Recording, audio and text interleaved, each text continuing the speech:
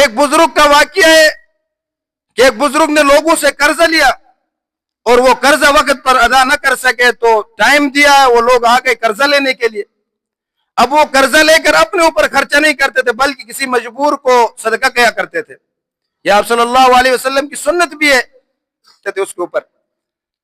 لیکن ہمیں اگر اپنے اوپر یقین ہے کہ مجھے یکم تک تنخواہ ملے گی اور میں بندے کو قرضہ دے سکوں گا، تو اس سنت کو ادا کرنے کے لیے کسی سے قرضہ لے کر آپ کے محلے میں کوئی بندہ شخص پریشان ہے، اس کی مجبوری حل کرنے کے لیے کسی سے قرضہ لے کر اس کو صدقہ دے سکتے ہیں کہ مجھے تنخواہ ملے گی تو میں اس کو واپس دے دوں گا۔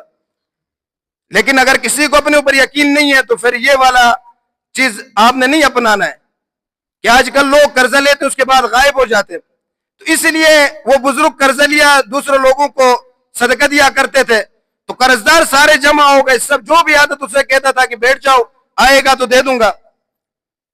ایک بچہ آیا حلوہ لے کر بیچنے کے لیے، جو آج ہمارے مارکیٹوں میں بیچتے ہیں چھوٹی چھوٹی پیکٹوں میں ڈال کے، تو بزرگ نے اپنے خادم کو کہا اس بچے کو بلاؤ اور حلوہ جو ہے وہ لا کر ان سب میں تقسیم کرو۔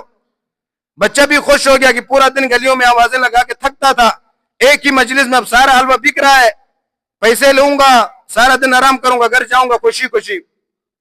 اب سب نے حلوہ کھایا، کھانے کے بعد اس بچے نے پیسے مانگ لیے، تو بزرگ نے کہا یہ سارے بھی پیسے مانگنے کے لیے آئے ہوئے، آپ بھی بیٹھ جاؤ، جب آئیں گے آپ کو بھی دے دوں گا۔ اب بچے کی عادت ہے 5-10 منٹ اس نے صبر کیا، اس کے بعد پیسے مانگنے شروع کر دیے، رونا شروع کر دیا، لیٹ کر چیخیں مارنی شروع کر دیا کہ میں گھر میں جا کر امی کو کیا جواب دوں گا، میرے گھر والے مجھ سے حساب مانگیں گے، میں انہیں کیا جواب دوں گا، حلوہ کہاں چھوڑا ہے، پیسے کہاں چھوڑے ہیں۔ جب رو رہا تھا اسی دوران ایک شخص آیا شاپر لے کر، اس نے شاپر پکڑا دیا بزرگ کو، تو اس نے اپنے خادم کو دیا کہ یہ ان سب میں تقسیم کر لو۔ اب اس شاپر کے اندر اتنے ہی پیسے تھے جتنے اس کے اوپر قرض تھا، سب کا قرضہ چکا، اس بچے کے حلوے کے پیسے بھی اسے ادا کر دیے۔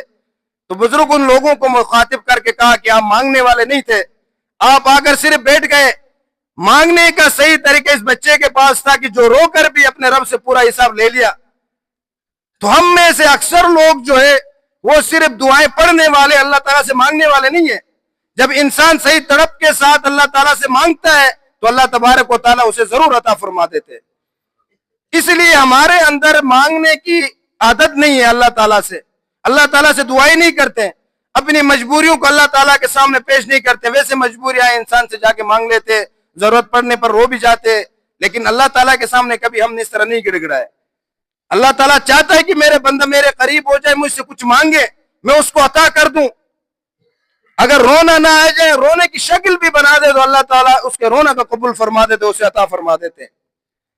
اس لیے دعاؤں کا اہتمام کریں، نماز کے ساتھ ساتھ دعاؤں کا اہتمام۔ صرف فرض نماز کے بعد امام صاحب برحمتک یا ارحم الراحمین اور آپ بھی منہ پر ہاتھ پھیر کر نکل جاتے، اس طرح نہ کریں۔ فرض نماز کے بعد اجتماعی دعا ہے ہی نہیں، انفرادی دعا، ہر شخص اپنی اپنی دعا مانگے۔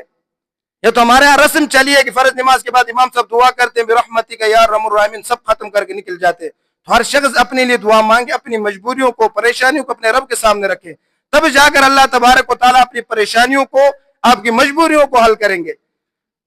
تو آئندہ دعا کریں گے نا اپنے رب سے، جو بھی پریشانی اللہ کے سامنے سب سے پہلے انفرادی طور پر دعا کیا کریں، اجتماعی نہیں، جماعت کے بعد اجتماعی نہیں۔ آپ سنت پڑھتے ہیں، نفل پڑھتے ہیں، تہجد پڑھتے ہیں، ہر وقت دعا کیا کریں۔ انسان چلتے پھرتے ہاتھ اٹھانا لازمی نہیں ہوتا، انسان کے دل ہے، دل میں انسان کوئی چیز کے بارے میں سوچتا ہے، اللہ تعالیٰ سے کوئی چیز مانگتے، دل ہی دل میں حاجات کرتے، مسجد آتے ہوئے کوئی خیال آ جائے تو وہ اللہ تعالیٰ قبول کرتے ہیں۔ حضرت ابوبکر صدیق رضی اللہ تعالیٰ عنہ راستے سے گزر رہے، راستے میں کسی مٹی کا بڑا ڈھیر دیکھا، دل میں خیال آئے کاش، اس وقت قید سالی کا دور ہوگا، کاش اگر یہ کھجور ہیں، جو یا آٹا ہوتے تو میں غریبوں میں تقسیم کر لیتا۔ حضور صلی اللہ علیہ وسلم کی مجلس میں آئے تو حضور صلی اللہ علیہ وسلم نے فرمایا ابوبکر آپ نے جو نیت کی تھی اللہ تعالیٰ نے قبول کر لیا ہے۔